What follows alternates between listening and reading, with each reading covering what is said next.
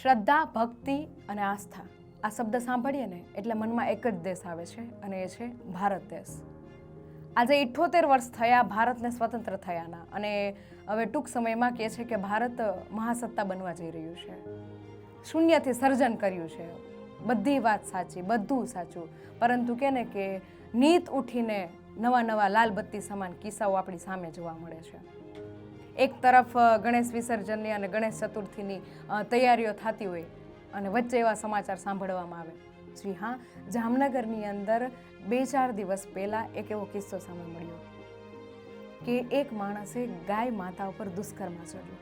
એની મતિ ક્યાં સુધીની બગડેલી હશે, એની અંદર કેટલી હવસ હશે કે એણે ગાય માતા ઉપર દુષ્કર્મ આચર્યું. આપણે વાતો તો ભક્તિ અને શ્રદ્ધાની વાતો કરીએ અને આપણો દેશ ભારત દેશ શ્રદ્ધા અને આસ્થા સાથે જોડાયેલો છે. અને એવા આસ્થા અને શ્રદ્ધાના દેશની અંદર જો આવું કૃત્ય થાય તો આપણને વિચાર આવે કે આપણે એક સારા ડૉક્ટર બનાવી દીધા, સારો વકીલ એક બનાવી દીધો, માણસને બહુ સારામાં સારો બનાવી દીધો, પણ આજે માણસને છે ને એક માણસ થતા નથી આવડતું. બસ સારા ડૉક્ટર વકીલ તો નહીં બનીએ ને તોય ચાલશે, પણ એક સારા માણસ બની જશો ને તોય બસ